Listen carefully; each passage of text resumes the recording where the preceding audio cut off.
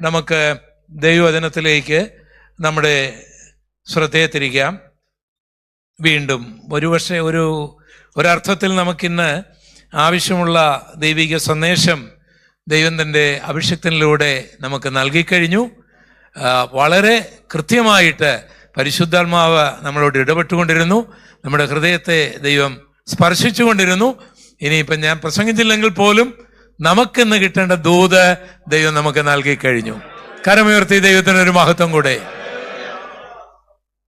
ഇന്നത്തെ നമ്മുടെ ധ്യാനത്തിനായിട്ട് എസെക്കേൽ പ്രവാചകന്റെ പുസ്തകം 37-ാം അധ്യായം. നിങ്ങൾ ആരും പേടിക്കേണ്ട, ഞാൻ ഇന്ന് 10 മണിക്ക് തന്നെ എൻ്റെ പ്രസംഗം അവസാനിപ്പിക്കുന്നതാണ്.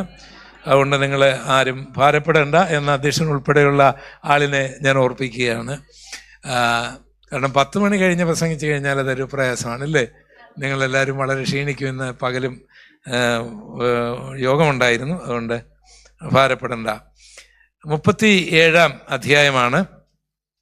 അപ്പം 37-ാം അധ്യായത്തിൻ്റെ 10 മണി വരെ പ്രസംഗിക്കണമല്ലോ. അതുകൊണ്ട് 10 വരെയുള്ള വാക്യങ്ങൾ നമുക്കെല്ലാവർക്കും ഒന്നിച്ചൊന്ന് വായിക്കാം. 10 വാക്യങ്ങളാണ്, ഒന്നിച്ചാണ് വായിക്കുന്നത്. എസെക്കേൽ എടുത്തോ, എല്ലാവരും എടുത്തോ. എസെക്കേൽ പഴയ നിയമത്തിലെ 37. അപ്പോൾ ഒന്നൊന്ന് വായിക്കാം. യഹോവയുടെ കൈ ആ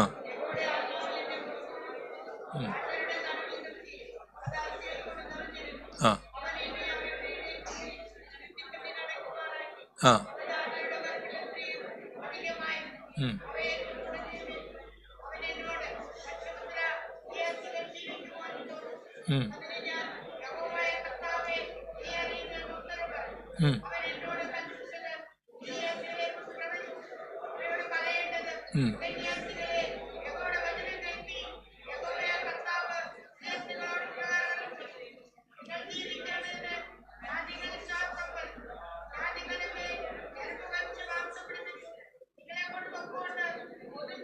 എല്ലാരും ചേർന്ന് ഉറച്ച് വായിച്ചട്ടെ.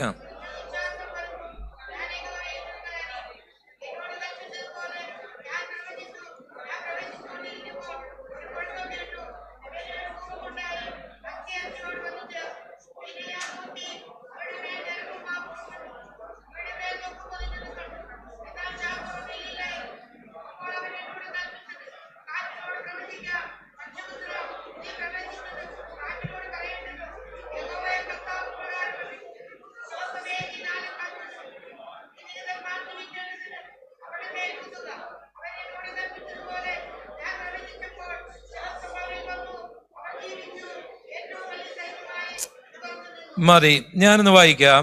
യഹോവയുടെ കൈ എൻ്റെ മേൽ വന്നു, യഹോവയുടെ ആത്മാവ് എന്നെ പുറപ്പെടുവിച്ചു. താഴ്വരയുടെ നടുവിൽ നിർത്തി, അത് അസ്ഥികൾ കൊണ്ട് നിറഞ്ഞിരുന്നു. അവൻ എന്നെ അവയുടെ ഇടയിൽ കൂടി ചുറ്റി നടക്കുമാറാക്കി. അവ താഴ്വരയുടെ പരപ്പിൽ എത്രയും അധികമായിരുന്നു, അവ ഏറ്റവും ഉണങ്ങിയിരുന്നു. അവൻ എന്നോട്, മനുഷ്യപുത്ര, ഈ അസ്ഥികൾ ജീവിക്കുമോ എന്ന് ചോദിച്ചു. അതിന് ഞാൻ, യഹോവയായ കർത്താവേ, നീ അറിയുന്നു എന്ന് ഉത്തരം പറഞ്ഞു. അവൻ എന്നോട് കൽപ്പിച്ചത്, നീ അസ്ഥികളെ കുറിച്ച് പ്രവചിച്ച് അവയോട് പറയേണ്ടത്, ഉണങ്ങിയ അസ്ഥികളെ യഹോവയുടെ വചനം കേൾപ്പീൻ. യഹോവയായ കർത്താവ് ഈ അസ്ഥികളോട് ഇപ്രകാരം അരുളിച്ചെയ്യുന്നു, നിങ്ങൾ ജീവിക്കേണ്ടതിന് ഞാൻ നിങ്ങളിൽ ശ്വാസം വരുത്തും. ഞാൻ നിങ്ങളുടെ മേൽ ഞരമ്പ് വെച്ച് മാംസം പിടിപ്പിച്ച് നിങ്ങളുടെ ത്വക്ക് കൊണ്ട് പൊതിഞ്ഞ് നിങ്ങൾ ജീവിക്കേണ്ടതിന് നിങ്ങളിൽ ശ്വാസം വരുത്തും. ഞാൻ യഹോവയെന്ന് നിങ്ങളറിയും. എന്നോട് കൽപ്പിച്ചതുപോലെ ഞാൻ പ്രവചിച്ചു. ഞാൻ പ്രവചിച്ചു കൊണ്ടിരിക്കുമ്പോൾ ഒരു മുഴക്കം കേട്ടു. ഉടനെ ഒരു ഭൂകമ്പം ഉണ്ടായി. അസ്ഥി അസ്ഥിയോട് വന്നു ചേർന്നു. പിന്നെ ഞാൻ നോക്കി, അവയുടെ മേൽ ഞരമ്പും മാംസവും വന്നതും അവയുടെ മേൽ ത്വക്ക് പൊതിഞ്ഞതും ഞാൻ കണ്ടു. ഞരമ്പും മാംസം വന്നതും അവയുടെ മേൽ ത്വക്ക് പൊതിഞ്ഞതും ഞാൻ കണ്ടു, എന്നാൽ ശ്വാസം അവയിലില്ലായിരുന്നു. അപ്പോൾ അവൻ എന്നോട്, കാറ്റിനോട് പ്രവചിക്കുക. മനുഷ്യപുത്ര, നീ പ്രവചിച്ച് കാറ്റിനോട് പറയേണ്ടത്, യഹോവ ഇപ്രകാരം അരുളിച്ചെയ്യുന്നു, ശ്വാസമേ, നീ 4 കാറ്റിൽ നിന്നും വന്ന് ഈ നിഹിതന്മാർ ജീവിക്കേണ്ടതിന് അവരുടെ മേൽ ഊതുക. അവൻ കൽപ്പിച്ചതുപോലെ ഞാൻ പ്രവചിച്ചപ്പോൾ ശ്വാസം അവരിൽ വന്നു, അവർ ജീവിച്ചു. എല്ലാരും ചേർന്ന് ഈ വാക്യം പറഞ്ഞാട്ടെ, അവർ ജീവിച്ചു. ഏറ്റവും വലിയ സൈന്യമായി നിവർന്നു നിന്നു. ഒന്നുകൂടെ, അവർ ജീവിച്ചു. ഏറ്റവും വലിയ സൈന്യമായി അവർ നിവർന്നു നിന്നു. ഇത് നിങ്ങളുടെ ജീവിതത്തിൽ, എൻ്റെ ജീവിതത്തിൽ അക്ഷരാർത്ഥത്തിൽ റീമയായി തീരേണ്ടതിന് ആ ബൈബിൾ അടച്ചു വെച്ച് ഈ വചനം ഏറ്റെടുത്തുകൊണ്ട് ചിലതെല്ലാം ഒന്ന് പൊതിയുവാൻ, ചിലതെല്ലാം ഒന്ന് ചേരുവാൻ, ചിലതെല്ലാം ഒന്ന് എഴുന്നേൽക്കുവാൻ, ചിലതെല്ലാം ഒന്ന് ജീവിക്കുവാൻ ശക്തമായി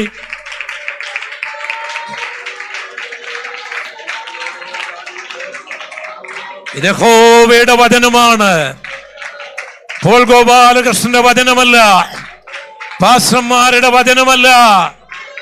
ഞങ്ങൾ അവൻ പറയുന്നത് പോലെ ചെയ്യുമ്പോൾ യഹോവ അത്ഭുതങ്ങൾ നടത്തിക്കൊണ്ടിരിക്കും.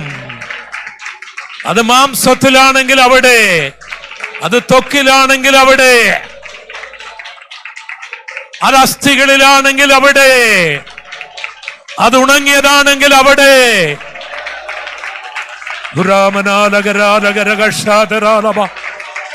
അത് ചിതറിപ്പോയതാണെങ്കിൽ അവിടെ. Hallelujah, hallelujah, hallelujah.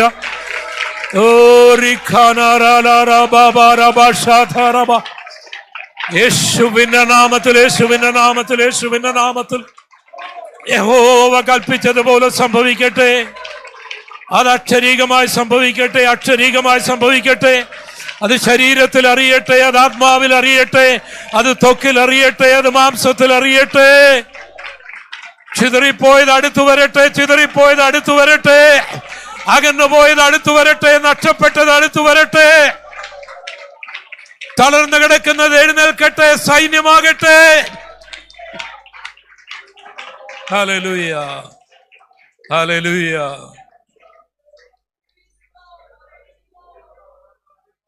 ചിതറിച്ചു കളയുവാൻ സാത്താന് കഴിവുണ്ട്. അവരെ അടുപ്പിക്കുവാൻ ഞങ്ങൾക്ക് കഴിവില്ലെങ്കിലും ഞങ്ങൾ പ്രസംഗിക്കുന്ന ദൈവത്തിന് കഴിവുണ്ട്. ഉണക്കിക്കളയുവാൻ സാത്താന് കഴിവുണ്ട്. അവയെ തളിർപ്പിക്കുവാൻ ഞങ്ങൾക്ക് കഴിവില്ലെങ്കിലും ക്രൂശിതനായ കർത്താവിന് അതിന് കഴിവുണ്ട്.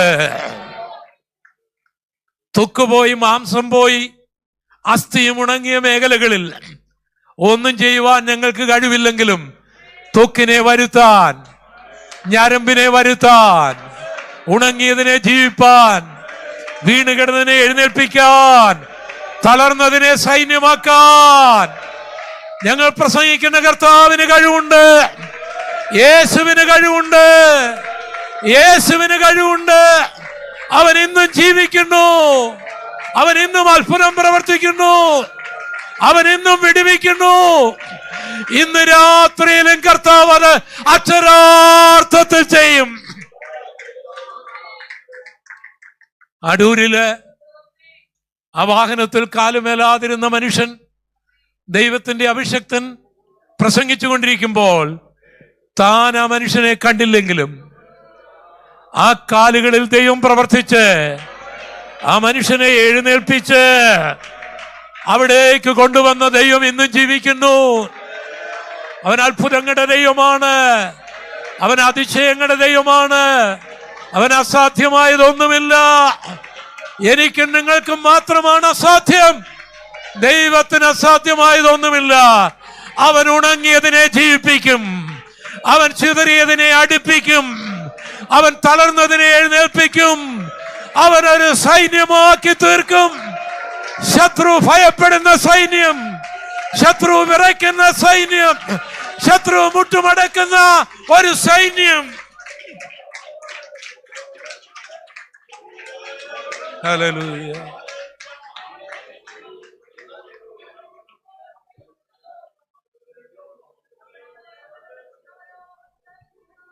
അത് ദൈവത്തിന് മാത്രം ചെയ്യാൻ കഴിയുന്ന കാര്യങ്ങളാണ്. നമുക്ക് അത് ചെയ്യാൻ കഴിയുകയില്ല.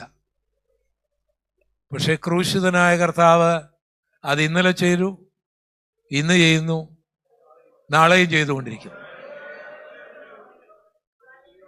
അത് അടൂരിൽ ചെയ്തത് ഇവിടെയും ചെയ്യും. പക്ഷേ അതിന് ഞാനും നിങ്ങളും ചെയ്യേണ്ട കാര്യങ്ങളുണ്ട്. യെശയ്ക്കേൽ പ്രവാചകനെ ദൈവം ഉണങ്ങിയ അസ്ഥികളുടെ ഒരു താഴ്വരയിലേക്ക് കൊണ്ടുപോയി.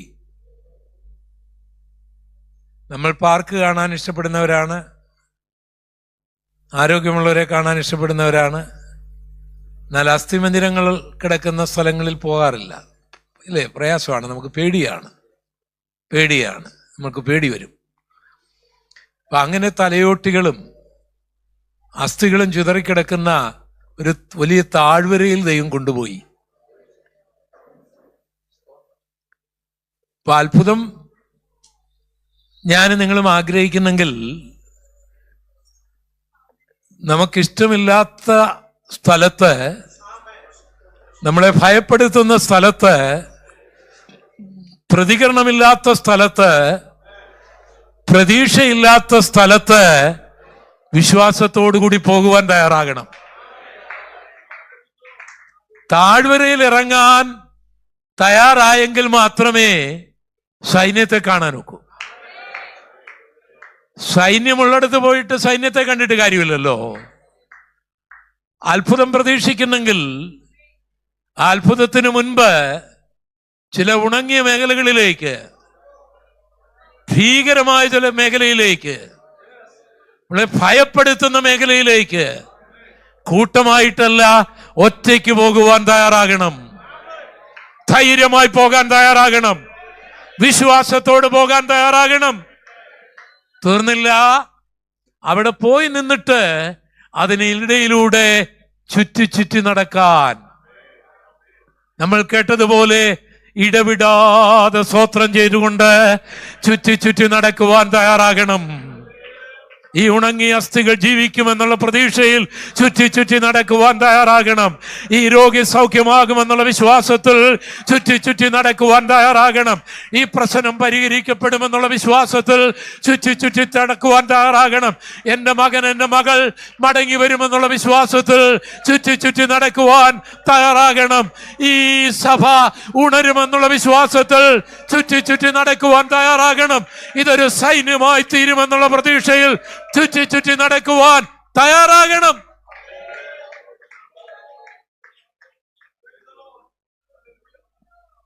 മൂന്നാമത്തെ കാര്യം, ദൈവം പറഞ്ഞത് ചെയ്യാൻ തയ്യാറാകണം. ദൈവം പറഞ്ഞു, പ്രവചിക്കാൻ പറഞ്ഞു. ഉണങ്ങിയ അസ്ഥിയോട് പ്രവചിക്കുക, കാറ്റിനോട് പ്രവചിക്കുക. ഇത് രണ്ടും ഒരു ഭ്രാന്തിന്റെ ലക്ഷണമാണ്. മനുഷ്യന്റെ മുൻപിൽ ജീവനുള്ള അസ്ഥിയോട് എന്ത് പ്രസംഗിക്കാനാണ്? അതിനോടും പ്രസംഗിക്കണം, പിന്നെ കാറ്റിനോട് പ്രസംഗിക്കാനാണ്. ദൈവത്തിന്റെ മുൻപിൽ നമ്മുടെ ജ്ഞാനം ഒന്നും ഇറക്കാതെ, ഭോഷത്വമായത് തൻ്റെ അത്ഭുതത്തിന് വേണ്ടി ഉപയോഗിക്കുന്ന ദൈവം പറയുന്നത് പോലെ അനുസരിക്കാൻ തയ്യാറാകണം. ഇവിടെ മുൻപ് പ്രസംഗിച്ച പാസ്റ്റർ തന്റെ പിതാവിന്റെ കാര്യം പറഞ്ഞു. ദൈവം പറഞ്ഞതനുസരിച്ചതുകൊണ്ട് നടന്ന ചില അത്ഭുതങ്ങൾ. നമ്മുടെ ജ്ഞാനവും കഴിവും ഉപയോഗിക്കാതെ സ്വർഗം പറയുന്നതിനെ, ഈ ആൽബർട്ട് ഐൻസ്റ്റൈൻ പറഞ്ഞാലും നിങ്ങൾ ഒന്നുകൂടെ ചിന്തിച്ചോണം. കാരണം പുള്ളി പറഞ്ഞ തെറ്റാണെന്നുള്ള ഇപ്പോഴേ പുതിയ തിയറി വരുന്നുണ്ട്.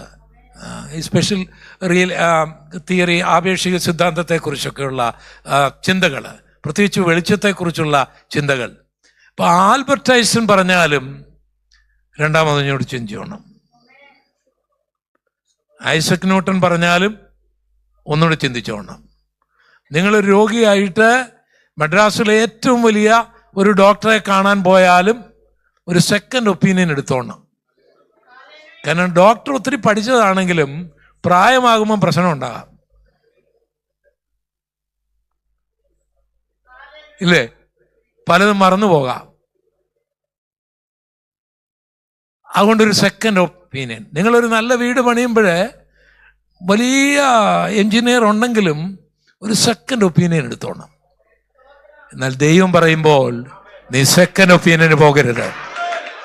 കരമടിച്ച് സ്വർഗം പറഞ്ഞാൽ ഒരു സെക്കൻഡ് അപ്പോയിന്റിന് പോകുവാൻ നിനക്ക് ജ്ഞാനമില്ല, നിനക്കതിന് കഴിവില്ല. അവൻ പറയുന്നതിലെല്ലാം ജ്ഞാനമാണ്, യുക്തിയാണ്, ബുദ്ധിയാണ്. അത് നിനക്ക് തോന്നുന്നില്ലെന്ന് മാത്രമേ ഉള്ളൂ. അവൻ പറയുന്നത് കൽപ്പിക്കുന്നത് ചെയ്യണം. ഇത്രയും ചെയ്താൽ മതി, സൈന്യം ഉണ്ടായിക്കൊണ്ടേയിരിക്കും. ഇവിടെ സൈന്യമായി തീരും. ഞാനൊരു സംഭവം പറയാം. ഞാൻ ഒരു പാവപ്പെട്ട ഹൈന്ദവ ഭവനത്തിലാണ് ജനിച്ചു വളർന്നത്. അപ്പം ഞാൻ ഈ വിശ്വാസത്തിലേക്ക് വന്നപ്പോൾ എനിക്ക് ഏറ്റവും എതിരായിരുന്നത് എൻ്റെ ഒരു സഹോദരനാണ്. അദ്ദേഹത്തിൻ്റെ പേര് സുകുമാരൻ എന്നാണ്. അപ്പം അദ്ദേഹത്തിന് ഞാൻ ആ വീടിന് നാണക്കേടുണ്ടാക്കി, അദ്ദേഹത്തിന് നാണക്കേടുണ്ടാക്കി എന്നൊക്കെ അദ്ദേഹത്തിന് തോന്നി. അപ്പം എന്നെ കാണുന്ന അദ്ദേഹത്തിന് ഇഷ്ടമല്ല. അദ്ദേഹത്തിന് അങ്ങ് അരിശമാണ്.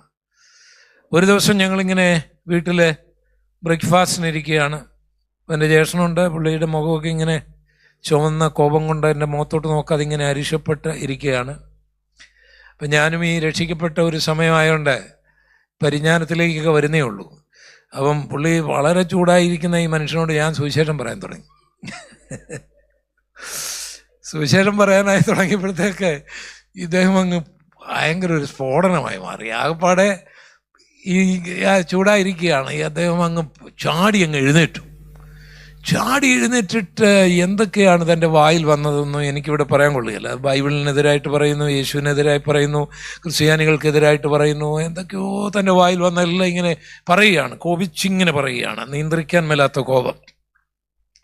അപ്പം ഞാൻ മുമ്പേ പറഞ്ഞ പോലെ ഈ പരിജ്ഞാനം ഇല്ലായിരുന്നുകൊണ്ട് പുള്ളി ഇങ്ങനെ ചൂടായിക്കൊണ്ടിരുന്നപ്പോൾ ഞാൻ പറഞ്ഞു, എന്നെ എന്ത് പറഞ്ഞാലും കുഴപ്പമില്ല, എൻ്റെ കർത്താവിനെ കുറിച്ചൊന്നും പറയരുതെന്ന് പറഞ്ഞു. അത് കഴിഞ്ഞപ്പോൾ അത് പുള്ളി കുറേ കൂടി ചൂടാക്കിയിട്ട് എന്നോട് ചോദിച്ചു, അങ്ങനെ പറഞ്ഞാൽ എന്താടാന്ന് ചോദിച്ചു. നിന്റെ ദൈവത്തിനെതിരായി പറഞ്ഞാൽ എന്ത് സംഭവിക്കടാന്ന് ചോദിച്ചു. അടുത്തത് അപ്പം അന്ന് നമുക്ക് ഈ ബൈബിൾ അധികം അറിയാത്തതുകൊണ്ട് ഞാൻ പറഞ്ഞു, ദൈവം ശിക്ഷിക്കുമെന്ന് പറഞ്ഞു. അവൻ പുള്ളി പറഞ്ഞു, നിന്റെ ദൈവത്തിന് അത്ര വലിയ കഴിവുള്ള ആളെ. ഇന്നാണെങ്കിൽ ഞാൻ അങ്ങനെ പറയുകയില്ല കേട്ടോ. ഇങ്ങനെ നമ്മുടെ ദൈവം രക്ഷിക്കുന്ന ദൈവമാണ്, നമ്മുടെ ദൈവം സ്നേഹിക്കുന്ന ദൈവമാണ്. എൻ്റെ ആ പരിജ്ഞാനക്കുറവുണ്ട് പറഞ്ഞു. പക്ഷെ ഞാൻ പറഞ്ഞ സത്യമായിരുന്നു. ദൈവം ശിക്ഷിക്കും എന്ന് പറഞ്ഞു. അപ്പോൾ എൻ്റെ ജ്യേഷ്ഠൻ പറഞ്ഞു, ഇടാ നിന്റെ ദൈവത്തിന് അത്ര ശക്തി ഉണ്ടെങ്കിൽ ഒരു ശിക്ഷ ഇങ്ങോട്ട് വരുത്തിടാന്ന് പറഞ്ഞു. പറഞ്ഞിട്ട് ഇങ്ങനെ അങ്ങോട്ടും ഇങ്ങോട്ടും നടക്കുകയാണ്. അപ്പം എൻ്റെ ജ്യേഷ്ഠനാണ്. അപ്പോൾ അദ്ദേഹത്തെയൊക്കെ എന്നെയൊക്കെ അടിച്ചിട്ടുണ്ട്. ഈ വിശ്വാസത്തിലല്ല, ഒരു ജ്യേഷ്ഠൻ എന്നുള്ള നിലയിൽ. ഞങ്ങൾക്കൊക്കെ പേടിയുള്ളൊരു ജ്യേഷ്ഠനും കൂടിയാണ് അന്ന്. നിന്റെ ദൈവത്തിന് ഇത്ര വലിയ കഴിവുണ്ടെങ്കിൽ ഒരു ശിക്ഷ ഇങ്ങോട്ട് വരുത്തടാന്ന് പറഞ്ഞു. എന്നിട്ട് ഒന്ന് പുള്ളി നടന്നിട്ട് ഇങ്ങനെ പുള്ളിക്ക് ഒരു ബുദ്ധി തോന്നിയ പോലെ തോന്നിയിട്ട് എന്നോട് പറഞ്ഞു, ചെറിയ പനിയും തലവേദനയും ആകരുത്, അതെല്ലാവർക്കും വരാം. നിന്റെ ദൈവം എന്നെ ശിക്ഷിച്ചു എന്ന് തോന്നത്തക്ക നിലയിലുള്ള ശിക്ഷയായിരിക്കണം അത് പനിയേക്കാൾ ആയിരിക്കണം കാരണം പനിയും തലവേദന എപ്പോഴും വരാമല്ലോ. എന്നിട്ട് പിന്നെയും പുള്ളിക്ക് ഒരു ചിന്ത വന്നിട്ട് പിന്നെ അടുത്ത് വന്നിട്ട് അത് 1 മാസത്തിനുള്ളിൽ വരണം. എന്തൊരു ഭയങ്കരമില്ലേ. ഞാൻ അങ്ങ് അമ്പേ പരാജയപ്പെട്ടു, ജ്യേഷ്ഠൻ വിജയിച്ചു. പിന്നെ എനിക്ക് വാക്കില്ലല്ലോ, നമുക്ക് വാക്കൊന്നുമില്ല. അങ്ങനെ കുറച്ച് കഴിഞ്ഞ് ഒരു 2 ദിവസം ആയപ്പോൾ പുള്ളിക്ക് ഈ ചങ്കിനൊരു വേദന തോന്നി. അപ്പം കോട്ടയം മെഡിക്കൽ കോളേജിൽ അഡ്മിറ്റായി. അപ്പം ഞങ്ങളുടെ കുടുംബ ചരിത്രത്തിൽ അന്ന് വരെ ഞങ്ങളുടെ ഓർമ്മയിൽ ഒരു മെഡിക്കൽ കോളേജിൽ രോഗിയായിട്ട് അഡ്മിറ്റ് ചെയ്ത ഏക വ്യക്തിയാണ് ഈ സുകുമാരൻ. അതിൻ്റെ കാരണം പുള്ളിയുടെ ലങ്സിൽ ഇൻഫെക്ഷൻ ഉണ്ടായിപ്പോയി എന്തോ കാരണത്താൽ. അതിൻ്റെ ഒരു ഭാഗം പഴുത്തു എന്നൊക്കെയാണ് ഡോക്ടർമാർ പറയുന്നത്. എനിക്ക് വലിയ ദുഃഖമായിപ്പോയി. ഇന്നായിരുന്നെങ്കിൽ ഞാൻ ചെയ്യലായിരുന്നു. അപ്പം കർത്താവിനോടുള്ള ആ സ്നേഹം കൊണ്ട് കർത്താവെ ഒന്ന് വരുത്തി കൊടുക്കണമെന്ന് പറഞ്ഞു പോയി ദൈവത്തോട്. നമ്മുടെ അറിവില്ലായ്മയിൽ എന്തെല്ലാം മണ്ടത്തരങ്ങൾ കാണിച്ചിട്ടുണ്ടാവില്ലേ. ഇന്ന് ഞാൻ ഒരിക്കലും ചെയ്യുകയല്ല. അങ്ങനെ പ്രാർത്ഥിച്ചതിൽ എനിക്കിന്ന് പശ്ചാത്താപമുണ്ട്. അന്ന് ഒത്തിരി ഉണ്ടായി എൻ്റെ ജ്യേഷ്ഠന് അസുഖം ഉണ്ടായപ്പോൾ. അങ്ങനെ ഭാഗ്യവശാൽ ദൈവത്തിൻ്റെ കരുണയാൽ പ്രാർത്ഥനയാൽ ഡോക്ടർമാരുടെ നല്ല ചികിത്സയാൽ എൻ്റെ ജ്യേഷ്ഠന് മരണത്തിൽ നിന്ന് രക്ഷപ്പെടുന്നു. അദ്ദേഹത്തിൻ്റെ വീട്ടിൽ കൊണ്ടുവരും. അപ്പോഴെനിക്ക് ഭയങ്കരം. അപ്പം ഞാൻ ജയിച്ചിരിക്കുകയാണല്ലോ ഇപ്പോഴേ.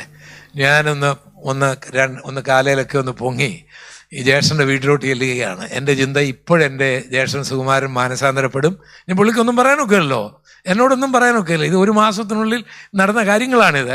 അപ്പോൾ ജ്യേഷ്ഠൻ വീട്ടിൽ വരാനായിട്ട് മാസങ്ങൾ കഴിഞ്ഞു. പക്ഷേ 1 മാസത്തിനുള്ളിലാണ് ഈ സംഭവം. പുള്ളിക്ക് എന്നെ കാണിക്കാനൊക്കെയല്ല. സംഭവം എല്ലാം പുള്ളി പറഞ്ഞ പോലെയാണ്. ഞങ്ങളുടെ വീട്ടിൽ അതുപോലൊരു അസുഖം അതിനു മുൻപേ ഞങ്ങളുടെ ഓർമ്മയിൽ ഞങ്ങളുടെ വീട്ടിൽ ആർക്കും ഉണ്ടായിട്ടുമില്ല. അങ്ങനെ ഞാൻ അദ്ദേഹത്തിൻ്റെ വീട്ടിൽ ചെന്നപ്പോൾ ഞങ്ങളുടെ വീട്ടിൽ ഏറ്റവും സൗന്ദര്യമുള്ള ആളായിരുന്നു അദ്ദേഹം, നല്ല നിറമുള്ള ആളായിരുന്നു അദ്ദേഹം. പക്ഷേ ഞാൻ ചെന്ന് കാണുമ്പോഴേ ഇദ്ദേഹത്തിൻ്റെ നിറമെല്ലാം പോയിട്ട് അസ്ഥിമഞ്ജരമായിട്ട് ഇദ്ദേഹം ഇങ്ങനെ കട്ടിൽ ഇങ്ങനെ കിടക്കുകയാണ്, ബെഡ് റെസ്റ്റാണ്. എന്നെ കണ്ട മാത്രയിൽ പുള്ളി അവിടെ നിന്ന് എഴുന്നേക്കാൻ പരിശ്രമിച്ചു, എഴുന്നേക്കാൻ ഒക്കുന്നില്ല. എനിക്ക് വലിയ സഹതാപം തോന്നി. ഞാനോർത്ത് മാനസാന്തരപ്പെടാൻ പോവാന്ന്. അവിടെ കിടന്നിട്ട് എന്നോട് പറഞ്ഞതെന്നു പറയും, ഇടാ ഈ ഉപദേശിമാരെ എല്ലാം അടിച്ച് ഈ ഭാരതത്തിന് പുറത്താക്കാതെ ഈ നാട് നന്നാൻ പോകുന്നില്ലെന്ന് പറഞ്ഞു. എന്തൊരു ഭയങ്കര ഉണങ്ങിയ അസ്ഥിയായത്, എന്തൊരു വലിയ തലയോട്ടിയായത്. വല്ല പ്രതീക്ഷയ്ക്ക് വകയുണ്ടോ? അപ്പം ഞാൻ ഇങ്ങനെ പ്രാർത്ഥിച്ചു. പിന്നെ ഞാൻ ആ പഴയ പ്രാർത്ഥനയൊന്നും പ്രാർത്ഥിക്കില്ല. ദൈവമേ ക്ഷമിക്കണം പ്രാർത്ഥിച്ചിട്ട് രക്ഷിക്കണമെന്ന് ഉള്ളിൽ തന്നെ പ്രാർത്ഥിച്ച് ഞാൻ അവിടെ നിന്ന് ഇറങ്ങിപ്പോയി. അത് കഴിഞ്ഞപ്പോൾ ഒരാൾ എൻ്റെ ജ്യേഷ്ഠൻ്റെ വീട്ടിൽ വന്നിട്ട് അദ്ദേഹത്തിൻ്റെ ഒരു സ്നേഹിതൻ പറഞ്ഞു, സുകുമാരൻ, നീ പണിതിരിക്കുന്ന വീട് ഈ തച്ചുശാസ്ത്രപ്രകാരമല്ല, ഇതിൻ്റെ കോണുകൾ കന്യാകോണിനൊക്കെ പ്രശ്നമുണ്ട്, ഇവിടെ കിടന്നാൽ നീ ചത്തുപോകുമെന്ന് പറഞ്ഞു. പുള്ളി അതങ്ങ് വിശ്വസിച്ചു.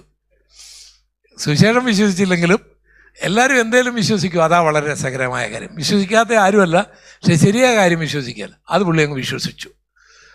അത് വിശ്വസിച്ച് കഴിഞ്ഞ് പുള്ളിക്ക് ജീവനോട് സ്നേഹമുള്ളതുകൊണ്ട് ഇതെങ്ങനെയും ആർക്കെങ്കിലും പിടിച്ചേൽപ്പിച്ചിട്ട് പോകണം ആഗ്രഹിച്ച് പുള്ളി ആ സ്ഥലം വിൽക്കുകയാണ്. ആരോടും പറയാതെ വിൽക്കുകയാണ്.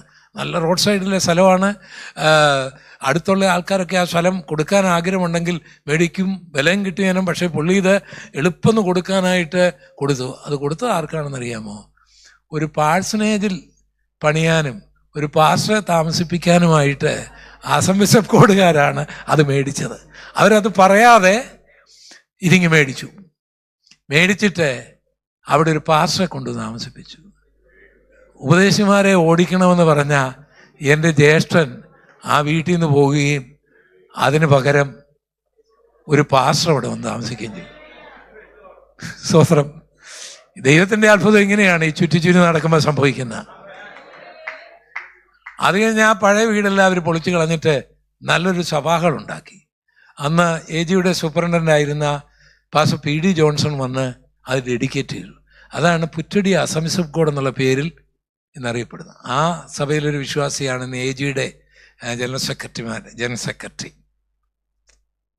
അങ്ങനെ എൻ്റെ ജ്യേഷ്ഠന് ഈ തമിഴരൊക്കെ താമസിക്കുന്ന ഈ എസ്റ്റേറ്റ് ഏരിയയുടെ മേഖലകളിലേക്ക് ആരും അറിയാതിരിക്കാൻ പോയി അവിടെ ഒരു ചെറിയ ചായക്കടയൊക്കെ തുടങ്ങി.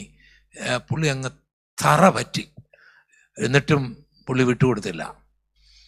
അവസാനം ആരോ പറഞ്ഞു, ഇങ്ങനെ അമ്പലങ്ങൾ കയറി ഗുരുവായൂർ അമ്പലത്തിൽ പോയി അവിടെ നേർച്ചയെല്ലാം ഇട്ട്. അപ്പോഴത്തേക്കും 14 വർഷം കഴിഞ്ഞു.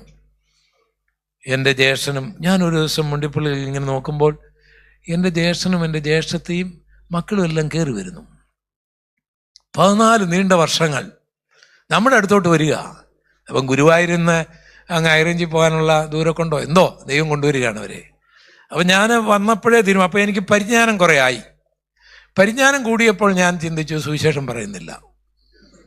സുവിശേഷം പറയുമ്പോഴാണല്ലോ പ്രശ്നം. അപ്പം ഞാനിങ്ങനെ പരിജ്ഞാനത്തിൽ ഇങ്ങനെ കയറിയിരുന്ന് പുള്ളിയെ വിളിച്ചു. ആ ചേട്ടാ, എന്നെ കൊണ്ട് വിശേഷം, സുഖമാണോ, യാത്രയൊക്കെ എങ്ങനെ ഉണ്ടായിരുന്നു, എങ്ങനെയുണ്ട്, മഴയുണ്ട്, എങ്ങനെയുണ്ട്, അവിടെ കൃഷിയൊക്കെ എങ്ങനെയുണ്ട്, ഇങ്ങനെയുള്ള നാട്ടുകാർ. പുള്ളിക്കും വലിയ സന്തോഷമായി. ഭക്ഷണമൊക്കെ കഴിഞ്ഞ് ഞങ്ങൾ വീട്ടിലെ കാര്യം, സഹോദരന്മാരുടെ കാര്യം എല്ലാം സംസാരിച്ചു. പക്ഷേ ഈ പരിജ്ഞാനം ഇങ്ങനെ കയറിയിരിക്കുന്നെങ്കിലും എനിക്കങ്ങ് അസ്വസ്ഥമാകുക, ഈ മനസ്സിങ്ങനെ അസ്വസ്ഥമാകുക. നല്ലൊരു വേട്ടക്കാരൻ്റെ മുമ്പിൽ ഈ ഒരു മൃഗം വന്നാൽ അവൻ മിണ്ടാതിരിക്കുമോ? നല്ലൊരു മീൻപിടുത്തക്കാരൻ്റെ മുമ്പിൽ നല്ലൊരു മീൻ വന്ന് ചാടി കണ്ടാൽ അവൻ അനങ്ങാതിരിക്കുമോ? എൻ്റെ ഉള്ളിൽ ഇങ്ങനെ കത്തുകയാണ്. എങ്കിലും ഞാൻ 2 ചോദ്യം ചോദിച്ചു അദ്ദേഹത്തോട്. ഞാനിങ്ങനെ പറഞ്ഞു, യേശാ, നിങ്ങൾ തെറി പറഞ്ഞിട്ടും വെറുത്തിട്ടും നിങ്ങളോട് ഈ സുവിശേഷം പറയുകയും നിങ്ങൾ ഈ കൃപയിലേക്ക് വരണമെന്ന് ആഗ്രഹിക്കുകയും ചെയ്യുന്നതിൻ്റെ ഒരു സഹോദരൻ എന്നുള്ള ആത്മാർത്ഥം മനസ്സിലാക്കണം. ഒന്നിൽ എനിക്ക് എന്തെങ്കിലും തകരാറുണ്ട്. നിങ്ങൾ ചീത്ത പറഞ്ഞിട്ടും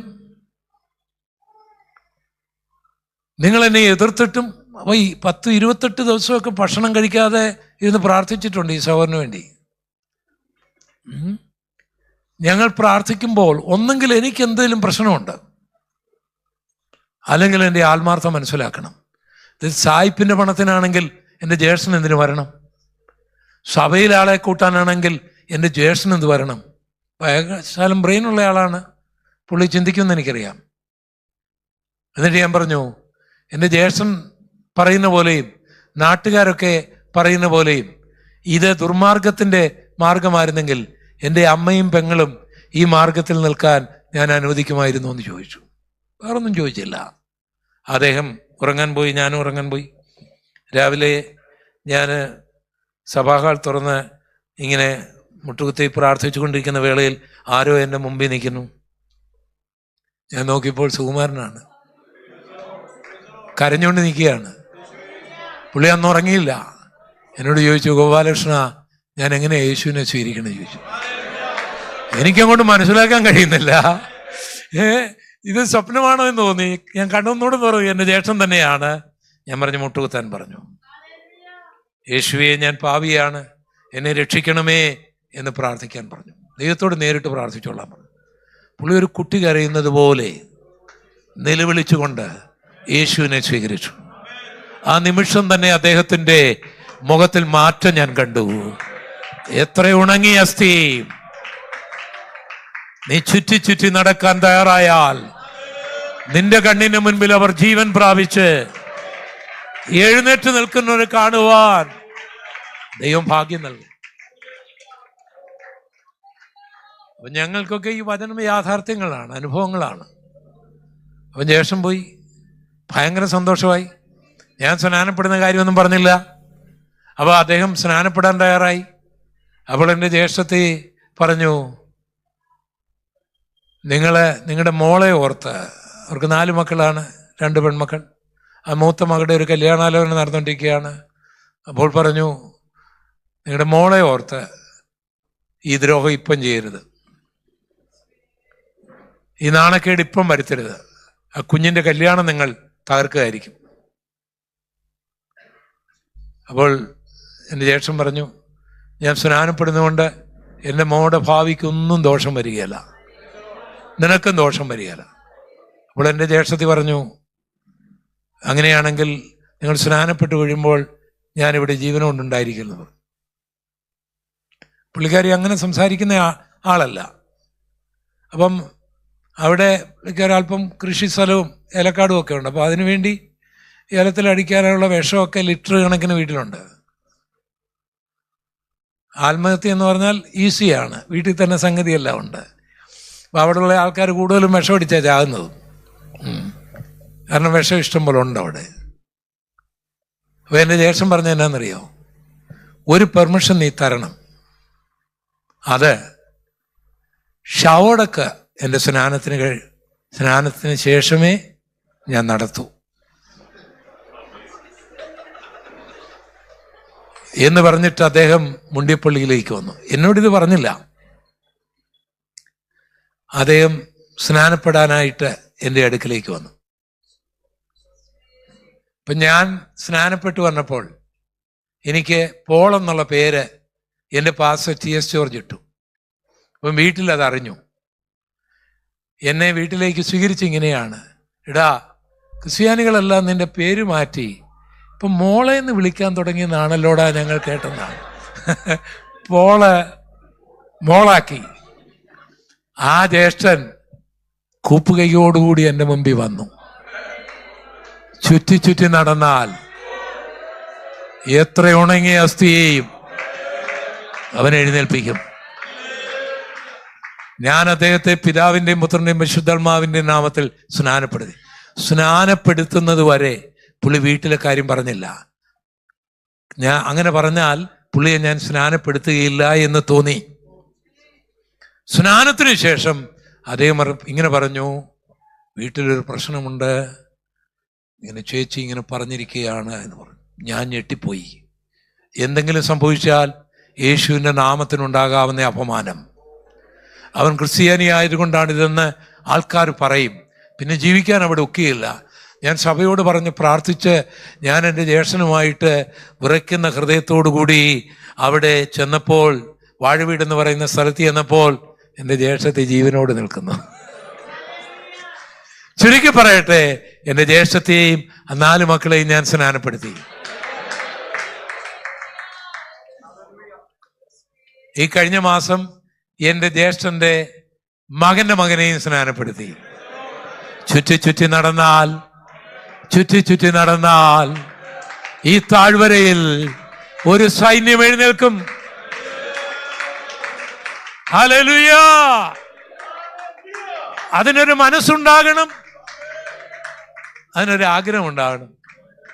തീർന്നില്ല, ഉപദേശിമാരെ അടിച്ചോടിക്കണം എന്ന് പറഞ്ഞ എൻ്റെ ജ്യേഷ്ഠൻ്റെ മകൻ ഒരു ഉപദേശിയാണ് ഇപ്പോഴ്. സ്തോത്രം. മറ്റു മക്കൾ അവരുടെ ജോലിയോടുള്ള ബന്ധത്തിൽ കർത്താവിൻ്റെ വേല ചെയ്യുകയാണ്. അപ്പോൾ ഈ കഴിഞ്ഞ പ്രാവശ്യം പുള്ളിയുടെ ഒരു മോൻ ഓസ്ട്രേലിയയിലുണ്ട്. അവിടെ പോയിട്ട് വന്നപ്പോൾ പുള്ളി കൊണ്ടുവന്നത് പരസ്യത്തിന് വേണ്ടി ഒരു മൈക്ക് സെറ്റാണ്. എന്നോട് പറഞ്ഞ് ഞാനൊരു മൈക്ക് സെറ്റ് കൊണ്ടുവന്നിട്ടുണ്ട്. ഞായറാഴ്ച തോറും ഉപദേശിമാരെ ഓടിക്കണമെന്ന് പറഞ്ഞാൽ എൻ്റെ ജ്യേഷ്ഠൻ സുകുമാരൻ പറഞ്ഞ കാര്യമാണ് ഞാൻ ഈ പറയുന്നത്. മനസ്സിലായോ? ചുറ്റി നടക്കാൻ തയ്യാറാണോ? ദൈവത്തിന്റെ അഭിഷക്തന്മാരെ, ദൈവമക്കളെ, ഈ ചെന്നൈ പട്ടണത്തിൽ ചുറ്റി നടക്കാൻ തയ്യാറാണോ? ഇന്ന് സുവിശേഷത്തെ എതിർക്കുന്നവന്റെ വീട്ടില്, എതിരാളിയുടെ അടുക്കല് പ്രാർത്ഥിച്ചുകൊണ്ട് ഇടവിടാതെ സ്തോത്രം ചെയ്ത് നടക്കാൻ തയ്യാറായാൽ, യേശുവിന്റെ നാമത്തിൽ ഞാൻ പറയുന്നു, നിന്റെ കണ്ണടയുന്നതിന് മുൻപേ ഒരു സൈന്യത്തെ, യേശുവിന് വേണ്ടി ഒരു സൈന്യത്തെ, സഭയ്ക്ക് വേണ്ടി ഒരു സൈന്യത്തെ, ആരാധനയ്ക്ക് വേണ്ടി ഒരു സൈന്യത്തെ, സുവിശേഷത്തിന് വേണ്ടി ഒരു സൈന്യത്തെ നിന്റെ ഭവനത്തിന്റെ ഉള്ളിൽ നിന്ന്, നിന്റെ ഗ്രാമത്തിൽ നിന്ന്, നിന്റെ പട്ടണത്തിൽ നിന്ന് കൊണ്ടുവരുവാൻ എന്റെ കർത്താവിന് ഇന്നലെ കഴിവുണ്ടായിരുന്നു, ഇന്ന് കഴിവുണ്ട്, നാളെയും കഴിവുണ്ടായിരിക്കും.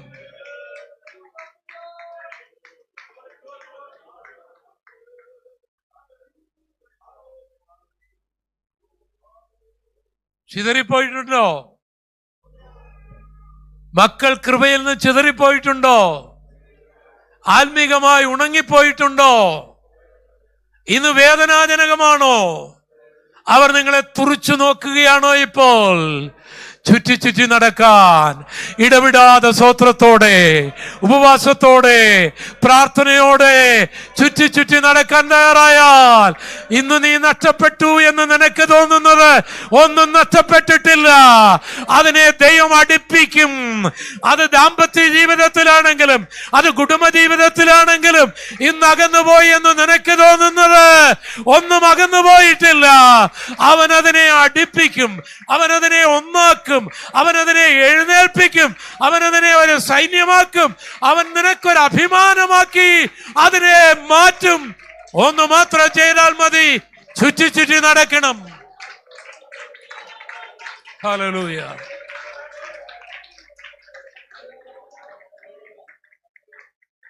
ചുറ്റി നടക്കണം. ഈ തലയോട്ടി കണ്ടുകൊണ്ട്, ഈ ഉണങ്ങിയ അസ്ഥികൾ കൊണ്ടുകൊണ്ട്, ഇന്ന പാസ്റ്ററുടെ സഭയിലെ വിശ്വാസിയല്ലേ, ഇന്ന പ്രാസംഗിന്റെ മകനല്ലേ, മകളല്ലേ എന്നെല്ലാം ചോദിക്കുമ്പോൾ നിനക്ക് മറുപടി ഉണ്ടാകുകയില്ല. ആ പറഞ്ഞവരുടെയും നിന്റെയും കണ്ണിന്റെ മുൻപിൽ അവർ അനുഗ്രഹിക്കപ്പെടത്തക്ക നിലയിൽ നീ ഒറ്റ കാര്യം ചെയ്താൽ മതി. കണ്ണുനീരോടെ ഇടവിടാതെ സ്തോത്രം ചെയ്ത് ഒന്ന് ചുറ്റി നടക്കാൻ തയ്യാറായാൽ, കർത്താവ് പറഞ്ഞ കാര്യങ്ങൾ ചെയ്യാൻ തയ്യാറായാൽ, ബാക്കി കാര്യങ്ങൾ നമ്മുടെ കർത്താവ് ചെയ്തുകൊള്ളും. ഇവിടെ ഈ എസെക്കിയേൽ പ്രവാചകന്റെ പുസ്തകത്തിലെ ഇതിനൊരു അക്ഷരാർത്ഥത്തിൽ ഒരു അർത്ഥമുണ്ട്. അതിൻ്റെ വ്യാഖ്യാനം തന്നെ 11-ാം വാക്യത്തിൽ എഴുതിയിട്ടുമുണ്ട്. അതിതാണ്, ഞാൻ വായിക്കാം. പിന്നെ അവൻ എന്നോട് അരുളി ചെയ്ത മനുഷ്യപുത്ര, ഈ അസ്ഥികൾ ഇസ്രായേൽ ഗൃഹമാകുന്നു. ഞങ്ങളുടെ അസ്ഥികൾ ഉണങ്ങി, ഞങ്ങളുടെ പ്രത്യാശയ്ക്ക് ഭംഗം വന്നു, ഞങ്ങൾ തീരെ മുടിഞ്ഞിരിക്കുന്നു എന്ന് അവർ പറയുന്നു. അതുകൊണ്ട് നീ പ്രവചിച്ച് അവരോട് പറയേണ്ടത്, യഹോവയായ കർത്താവ് ഇപ്രകാരം അരുളി ചെയ്യുന്നു, എൻ്റെ ജനമേ, ഞാൻ നിങ്ങളെ ശവക്കുഴിയിൽ തുറന്ന് നിങ്ങളെ ശവക്കുഴിയിൽ നിന്ന് കയറ്റി ഇസ്രായേൽ ദേശത്തേക്ക് കൊണ്ടുപോകും. എന്നിട്ട് അങ്ങനെ കൊണ്ടുപോയിട്ട് തന്നെ ചെയ്യും. അങ്ങനെ എൻ്റെ ജനമേ, ഞാൻ നിങ്ങളുടെ ശവക്കുഴി തുറന്ന് നിങ്ങളെ ശവക്കുഴിയിൽ നിന്ന് കയറ്റുമ്പോൾ ഞാൻ യഹോവയെന്ന് നിങ്ങൾ അറിയും. നിങ്ങൾ ജീവിക്കേണ്ടതിന് ഞാൻ എൻ്റെ ആത്മാവിനെ നിങ്ങളിൽ ആക്കും. ഞാൻ നിങ്ങളെ സ്വദേശത്ത് പാർപ്പിക്കും. യഹോവയാ ഞാൻ അരുളി ചെയ്ത് നിവർത്തിച്ചുമിരിക്കുന്നുവെന്ന് നിങ്ങൾ അറിയുമെന്ന് യഹോവയുടെ അരുളപ്പാട്. അപ്പോൾ ഇത് അക്ഷരാർത്ഥത്തിൽ യഹൂദയോടുള്ള പ്രവചനമാണ്. ഈ ബൈബിളിൽ നമ്മളെ അത്ഭുതപ്പെടുത്തുന്ന ഒരു കാര്യം, ഒരു നിരീശ്വരനും യുക്തിവാദിക്കും ഖണ്ഡിക്കുവാൻ കഴിയാത്ത ഒരു സമൂഹമാണ് ഇസ്രായേൽ. ആ ക്ലോക്കിലൂടെ നമുക്ക് സകല ഭാവിയും കണ്ടെത്താനായിട്ട് കഴിയും. കാരണം ഇസ്രായേലിനെ കുറിച്ച് പറഞ്ഞിട്ടുള്ള കാര്യങ്ങളെല്ലാം അക്ഷരാർത്ഥത്തിൽ നിറവേറുക. BC 1500 മോശയിലൂടെ ദൈവം പറഞ്ഞു, നീ ദൈവത്തിൻ്റെ പ്രമാണങ്ങളും കൽപ്പനകളും ലംഘിച്ചാൽ ഭൂമിയുടെ ഒരറ്റത്ത് നിന്ന് മറ്റൊരറ്റം വരെ ഞാൻ ചിതറിച്ചു കളയും. ഇത് ആവർത്തന പുസ്തകം 28-ാം അധ്യായത്തിൻ്റെ 64-ാം വാക്യം. നിങ്ങൾ വെറുതെ എഴുതിയിട്ടു, പിന്നെ നിങ്ങൾക്ക് വീട്ടിൽ ചെന്ന് വായിച്ചാൽ മതി. BC 1500 ഇത് പറയുമ്പോൾ ഇസ്രായേൽ ഒരു രാജ്യമായിട്ടില്ല, കനാൻ നാട് അവർക്ക് കിട്ടിയിട്ടുമില്ല. അവർ മോശയുടെ നേതൃത്വത്തിൽ കനാൻ നാട്ടിലേക്ക് പോകുന്നതേ ഉള്ളൂ. അവർ പിന്നെ അങ്ങോട്ട് ഏറപ്പെടാനാ? ഈ പ്രവചനം അന്ന് വായിച്ചാൽ അതിൻ്റെ അർത്ഥം മനസ്സിലാകില്ല. പക്ഷെ ദൈവം നേരത്തെ പറയുക, അത് നിങ്ങൾക്ക് മനസ്സിലാകുന്ന ഭാഷ ഞാൻ പറയാം. നിങ്ങൾ കനാൻ നാട്ടിൽ ചെല്ലും, നിങ്ങൾക്കവിടെ വീടുകൾ ഉണ്ടാകും, കുതിരകൾ ഉണ്ടാകും, തേരുകൾ ഉണ്ടാകും, നിങ്ങൾക്ക് ആലയമുണ്ടാകും, നിങ്ങൾക്ക് രാജ്യമുണ്ടാകും, നിങ്ങൾക്ക് രാജാക്കന്മാരുണ്ടാകും, നിങ്ങൾക്ക് സൈന്യമുണ്ടാകും, നിങ്ങൾക്ക് മക്കളുണ്ടാകും, നിങ്ങൾ ശക്തരാകും. എന്നാൽ ഇത് തന്ന എൻ്റെ കൽപ്പനകളെ നിങ്ങൾ ലംഘിച്ചാൽ നിങ്ങളെ ഭൂമിയുടെ ഒരറ്റം മുതൽ മറ്റൊരറ്റം വരെയും ചിതറിച്ചു. അങ്ങനല്ലേ ആ വാക്യം?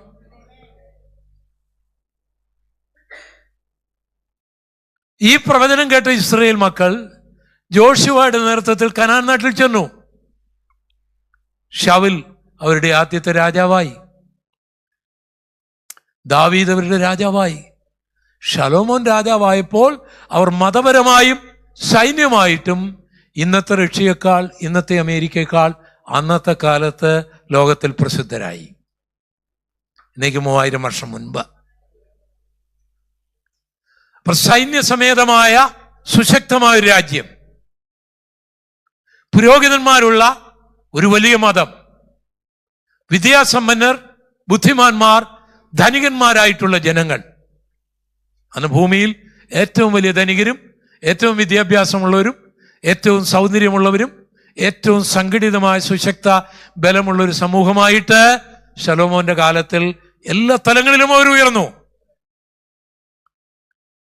എന്നാൽ കാലങ്ങൾ കുറെ കഴിയും തോറും അവർ ജീവനുള്ള ദൈവത്തെ തള്ളിപ്പറഞ്ഞില്ലെങ്കിലും വ്യഭിചാരത്തിലൂടെ, കള്ളം പറയുന്നതിലൂടെ, അനീതിപരമായി പണം സമ്പാദിക്കുന്നതിലൂടെ, ദൈവത്തെ ആരാധനയിലൂടെ അതിൻ്റെ യോഗ്യമാവണ്ണം ആരാധിക്കാതെ അപമാനിക്കുന്നതിലൂടെ അവർ ദൈവത്തെ ദുഃഖിപ്പിച്ചുകൊണ്ടേയിരുന്നു. അവരുടെ പുരോഹിതന്മാരും അത് ചെയ്തു, അവരുടെ പ്രവാചകന്മാരും അത് ചെയ്തു, അവരുടെ രാജാക്കന്മാരും അത് ചെയ്തു. കാലങ്ങൾ, വർഷങ്ങൾ കടന്നുപോയി. ഏകദേശം 340ഓളം വർഷങ്ങൾ നീണ്ടു നിന്നൊരു രാജ്യം, 20-ലധികം ഭരണകർത്താക്കൾ. സിദക്കിയാവിന്റെ കാലം വന്നപ്പോൾ അവിടുന്ന് ഒരു 1500 മൈൽ അകലെ ഇറാഖിലെ ബാഗ്ദാദിൽ നിന്ന് ഒരു 90 കിലോമീറ്റർ അപ്പുറേ ബാബിലോണിൽ നിന്ന് സദാമിന്റെ വല്യപ്പനായിരുന്ന നെബൂഖദ്നേസർ സൈന്യസമേതനായി കടന്നു വന്നു. ഇരമ്യാവുള്ള കാലമാണ്, എസെക്കേലുള്ള കാലമാണ്. അവരൊക്കെ ഇത് പ്രവചിച്ചതാണ്. സിദെക്കീയാവ് കേട്ടില്ല. അയാൾ അടുക്കളവാതിൽ വഴി ജുഡീയൻ മരുഭൂമിയിലൂടെ കുമ്രാൻ മലനിരകളിലേക്ക് രക്ഷപ്പെടേണ്ടതിന് ഓടി. ഇറാഖി പട്ടാളക്കാർ അയാളെ അനുഗമിച്ചു. ഇത് BC 586. ജെരിക്കോവിന്റെ സമതല പ്രദേശത്ത് വെച്ച് യഹൂദയുടെ രാജാവിനെ അറസ്റ്റ് ചെയ്തു. കുടുംബസമേതം നെബൂഖദ്നേസറിന്റെ മുൻപിൽ കൊണ്ടുവന്നു. ആദ്യമായിട്ട് ചക്രവർത്തി ആ പിതാവിന്റെ കണ്ണിന്റെ മുൻപിൽ ആ മക്കളെ വെട്ടിക്കൊന്നു. അതിനുശേഷം അയാളുടെ കണ്ണ് കുത്തിപ്പൊട്ടിച്ചു. അയാളെ ചങ്ങലയിട്ട് യിരെമ്യാവ് പ്രവചിച്ചതുപോലെ ബാബിലോണിലേക്ക് കൊണ്ടുപോയി. ദേവാലയം കത്തിച്ചു. 5400 ഉപകരണങ്ങൾ അയാൾ എടുത്തുകൊണ്ടുപോയി. അയാളുടെ ദേവനായ മർദൂക്കിന്റെ ക്ഷേത്രത്തിന്റെ നടയിൽ കൊണ്ടുപോയി സമർപ്പിച്ചു. ഇറാഖുമായിട്ട് യഹൂദരാഷ്ട്രം അനക്സ് ചെയ്യപ്പെട്ടു. ദാവീദ് ഭരിച്ച, ശലോമോൻ ഭരിച്ച 340-ലധികം വർഷം നീണ്ടു നിന്ന. യിരെമ്യാവ് ഈജിപ്തിലേക്ക് പോയി, എസെക്കേൽ ഇറാഖിലേക്ക് പോയി. അവിടെ വെച്ച് പുള്ളി പറഞ്ഞ പ്രവചനമാണിത്. അവർ ലോകം മുഴുവൻ ചിതറപ്പെട്ടു പോയി. ഈ ചരിത്രത്തിൽ നിന്ന് ഞാനും നിങ്ങളും ഒരു പാഠം ഉൾക്കൊള്ളണം. സ്വർഗം നൽകിയത് മറന്ന് ദൈവത്തിന്റെ കൽപ്പന ലംഘിച്ചു പോയാൽ ഉണങ്ങിപ്പോകും, ചിതറിപ്പോകും, എഴുന്നേൽക്കാൻ കഴിയാതെ പോകും. ഇതെനിക്ക് നിങ്ങൾക്കും ഒരു പാഠമാകണം. എന്നാൽ BC 1500 തന്നെ ദൈവം മറ്റൊരു പ്രവചനം കൂടി നടത്തി ഇസ്രായേലിനോടുള്ള ബന്ധത്തിൽ. അതിങ്ങനെയാണ്. ലേവ്യ പുസ്തകം 26:44 അത് എഴുതിയിട്ടുണ്ട്. എങ്കിലും ഇസ്രായേൽ ശത്രുക്കളുടെ മുൻപിൽ ഇരിക്കുമ്പോൾ അവർ മുടിഞ്ഞു പോകാൻ ഞാൻ അനുവദിക്കുകയില്ല. പ്രിയപ്പെട്ടവരെ, ഈ ഹിസ്റ്ററി നമ്മൾ പഠിച്ചാൽ ഈ ബൈബിള് താഴെ വെക്കുകയല്ല. വേൾഡ് ഹിസ്റ്ററിയും ബൈബിളുമായിട്ട് നിങ്ങൾ ഇരിക്കണം. ലോക ചരിത്രത്തിൽ യഹൂദൻ നേരിട്ട പോലുള്ള പീഡ അമേരിക്കക്കാർക്കുണ്ടായിരുന്നെങ്കിൽ ഒരൊറ്റ അമേരിക്കക്കാരനെ ഈ ഭൂമി കാണുകയില്ലായിരുന്നു. ഇന്ത്യക്കുണ്ടായിരുന്നെങ്കിൽ ഒരൊറ്റ ഇന്ത്യക്കാരനും ഇവിടെ ഉണ്ടാകുകയില്ലായിരുന്നു. റഷ്യക്കുണ്ടായിരുന്നെങ്കിൽ ഒരു റഷ്യക്കാരനും ഈ ഭൂമിയിൽ ഉണ്ടാകുകയില്ലായിരുന്നു. ലോകം മുഴുവൻ ചിതറപ്പെട്ട ഇസ്രയേലിന് ആയുധമില്ലാതിരിക്കുമ്പോൾ 60 ലക്ഷം പേരെയാണ് ഹിറ്റ്ലർ കൊന്നത്. ലോകത്തിലെ കേരളം ഒഴികെ ലോകത്തിലെ എല്ലാ രാജ്യങ്ങളിലും അവർ പീഡിപ്പിക്കപ്പെട്ടു. പക്ഷെ അവൻ മുടിഞ്ഞു പോയില്ല. മുടിഞ്ഞു പോയാൽ ബൈബിൾ പ്രവചനം തെറ്റുകയല്ലേ? ഇപ്പം ഗസയിലുള്ളവരെ മുടിച്ചു കളയാനാ നോക്കിയ. അതിനെക്കുറിച്ചും പ്രവചനമുണ്ട്. അതൊന്ന് വായിച്ചു വിട്ടോ നിങ്ങൾ.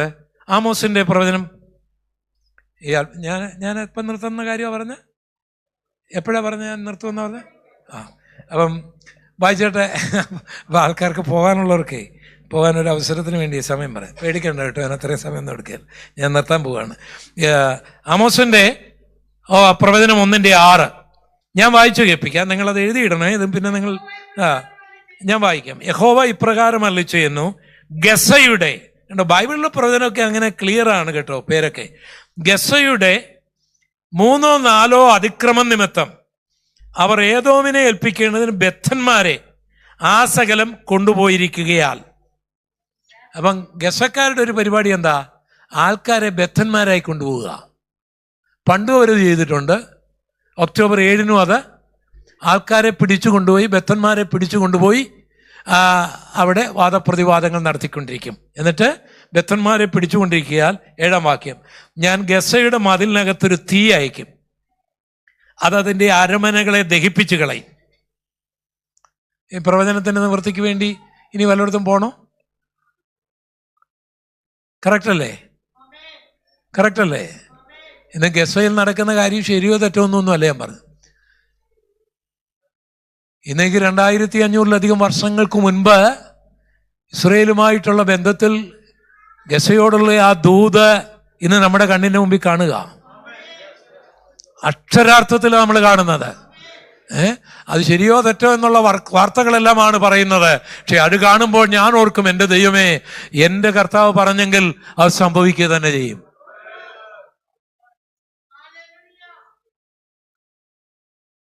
അപ്പൊ ഇത്രയും പേര് അവരെ മുടിക്കാൻ നോക്കിയിട്ടും അവരെന്ത് ചെയ്തില്ല? മുടിഞ്ഞില്ല. മുടിഞ്ഞാൽ ഒക്കെയല്ലോ പ്രവചനം നിറവേറണ്ടേ?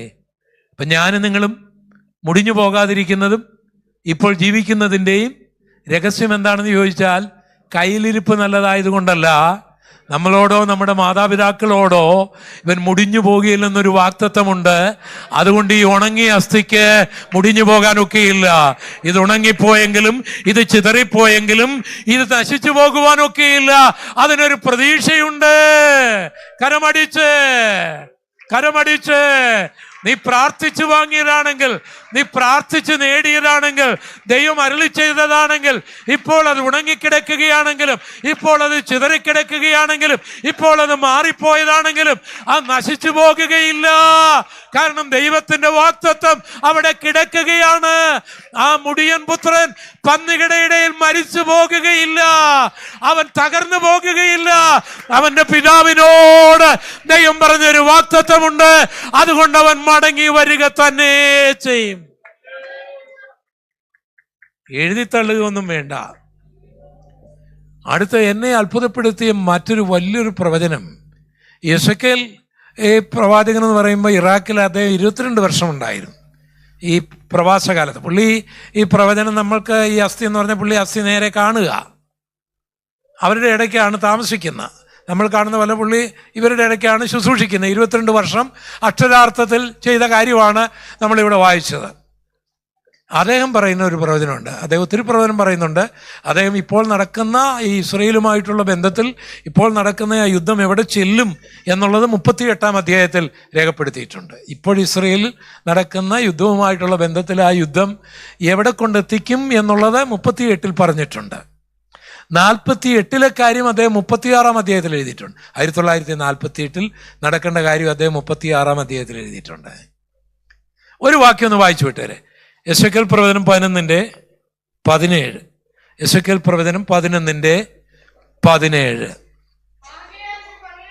ആകയാൽ നീ പറയേണ്ടത്, യഹോവയായ കർത്താവ് ഇപ്രകാരം അരുളിച്ചെയ്യുന്നു, ഞാൻ നിങ്ങളെ ജാതികളിൽ നിന്ന് ശേഖരിച്ച്, ഇന്ന് ശ്രദ്ധിച്ചു നോക്കി, നിങ്ങൾ ചിതറിപ്പോയിരിക്കുന്ന രാജ്യങ്ങളിൽ നിന്ന് കൂട്ടിച്ചേർത്ത്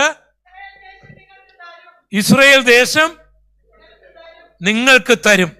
ആ പ്രവചനം വ്യാഖ്യാനം വല്ലതും വേണോ? ബൈബിൾ പ്രവചനം അങ്ങനെയാണ്, വളരെ ക്ലിയറാണ്. നിങ്ങൾ ചിതറിപ്പോയിരിക്കുന്ന രാജ്യങ്ങളിൽ നിങ്ങളെ കൂട്ടിച്ചേർക്കും. ഇത് യുക്തി കൊണ്ട് ചിന്തിച്ചാൽ ബുദ്ധിമുട്ടാണ്. ഉദാഹരണമായിട്ട്, നിങ്ങൾ പലരും കേരളത്തിൽ നിന്ന് ഈ തമിഴ്നാട്ടിൽ വന്ന് താമസിക്കുന്നുണ്ട്. ഇനി ഒരു 50 വർഷം കഴിഞ്ഞ് നിങ്ങളിവിടെ വന്നു, നിങ്ങളുടെ മക്കൾ ഇവിടെ ജനിച്ചു, അവരിവിടെ വിവാഹം കഴിച്ചു.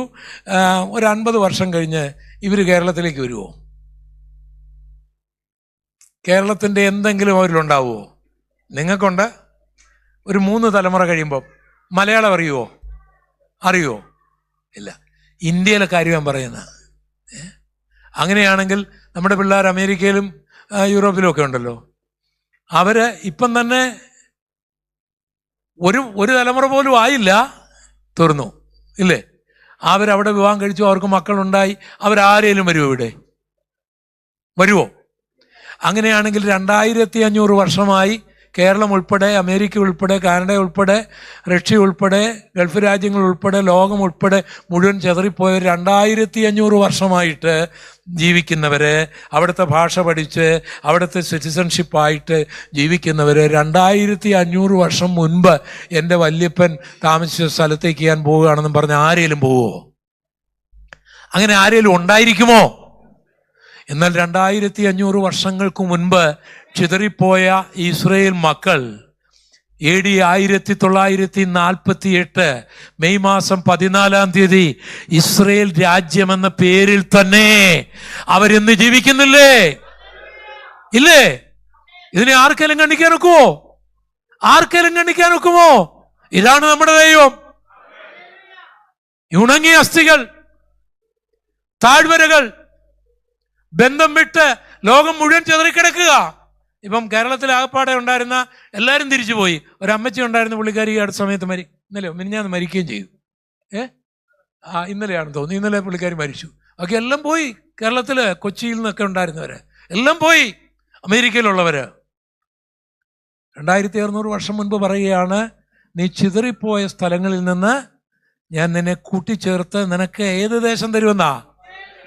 അമേരിക്ക ഉൾപ്പെടെയുള്ള ആൾക്കാർ ഉഗാണ്ടായും ആഫ്രിക്കൻ രാജ്യങ്ങളൊക്കെ കൊടുക്കാൻ റഷ്യ ഉൾപ്പെടെ ഒരു ആലോചന ഉണ്ടായിരുന്നു. അവർ പോയില്ല.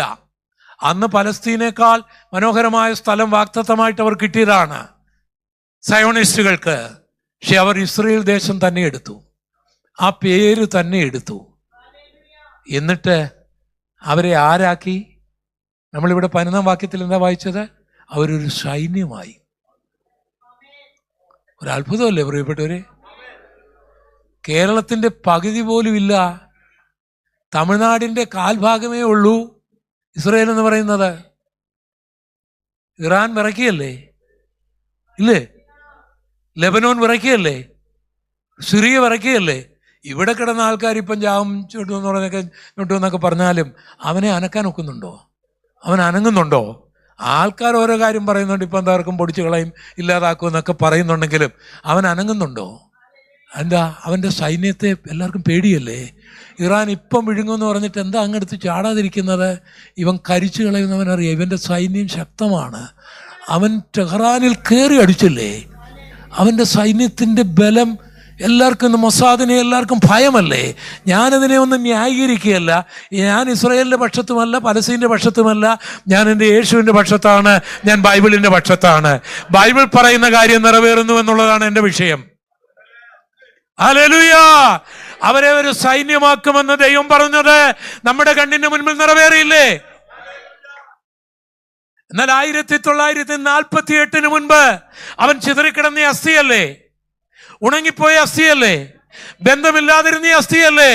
സമയത്തിനുള്ളിൽ അവനെ കൂട്ടിച്ചേർത്ത് അവനെ ഒരു സൈന്യമായി നിർത്തിയെങ്കിൽ പുതിയ നിയമ ഇസ്രായേലാകുന്ന എന്നെയും നിങ്ങളെയും, ഹല്ലേലൂയ, പുതിയ നിയമ ഇസ്രായേലാകുന്ന എന്നെയും നിങ്ങളെയും ചുറ്റി നടക്കുവാൻ തയ്യാറായാൽ, പ്രാർത്ഥിക്കാൻ തയ്യാറായാൽ, ഉപവസിക്കാൻ തയ്യാറായാൽ, ആരാധിക്കാൻ തയ്യാറായാൽ, ഏത് ജീവിതത്തെയും രൂപാന്തരപ്പെടുത്തുവാൻ എന്റെ ദൈവത്തിന് ശക്തിയുണ്ടെന്ന് വിശ്വസിക്കാൻ തയ്യാറായാൽ, പ്രവചിക്കാൻ തയ്യാറായാൽ, ലജ്ജ കൂടാതെ സുവിശേഷം പറയാൻ തയ്യാറായാൽ, നമ്മുടെ കണ്ണിന് മുൻപിൽ ദൈവം ഒരു സൈന്യം ഉയർത്തുകയില്ലേ?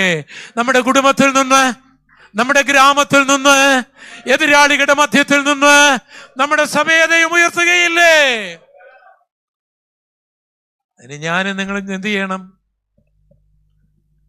മുൻവിധികളെല്ലാം വിടുക. ഏത് അസ്ഥിക്കൂട്ടമാണെങ്കിലും കർത്താവ് പറഞ്ഞാൽ ധൈര്യമായി പൊക്കോളൂ. ഇവിടെ ദൈവത്തിന്റെ അഭിഷക്തൻ പറഞ്ഞ പോലെ ഇടവിടാതെ സ്തോത്രം ചെയ്തുകൊണ്ട് ചുറ്റി നടക്കുക. എന്നിട്ട് കർത്താവ് ഇടയ്ക്ക് ദൂത് പറയുമ്പോൾ അത് കണ്ണടച്ചൊരു ഭോഷനെ പോലെ അങ്ങ് പറഞ്ഞുകൊണ്ടിരിക്കുക. നിന്റെ കണ്ണിന്റെ മുൻപിൽ ഞരമ്പ് വരുന്ന നീ കാണും. നിന്റെ കണ്ണിന്റെ മുൻപിൽ ത്വക്ക് വരുന്ന നീ കാണും. നിന്റെ കണ്ണിന്റെ മുൻപിൽ മാംസം വരുന്ന നീ കാണും.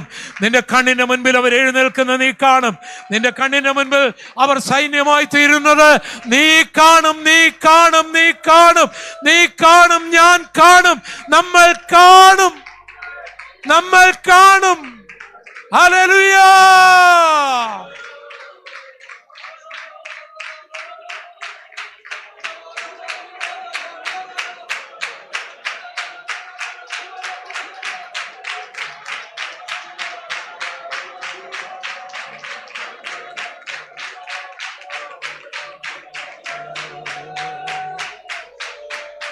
ഹല്ലേലൂയ! ഹല്ലേലൂയ! ഹല്ലേലൂയ! ഹല്ലേലൂയ! ഞങ്ങൾ പ്രാർത്ഥിച്ച് നിർത്താൻ പോവുകയാണ്. മുൻവിധി കൂടാതെ കർത്താവ് പറയുന്നിടത്തേക്ക് പോകാൻ തയ്യാറാകുന്നവർ, ചുറ്റി ചുറ്റി പ്രാർത്ഥനയോടുകൂടി നടക്കാൻ തയ്യാറാകുന്നവർ ദൈവസന്നിധിയിൽ നിന്ന് എഴുന്നേറ്റാട്ടെ. മടി കൂടാതെ എഴുന്നേറ്റാട്ടെ.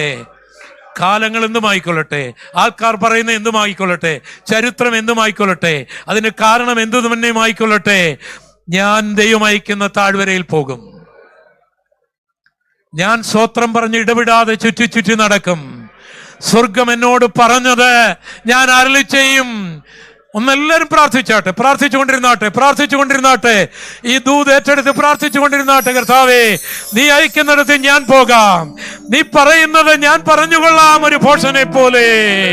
എല്ലാവരും പ്രാർത്ഥിച്ചാട്ടെ.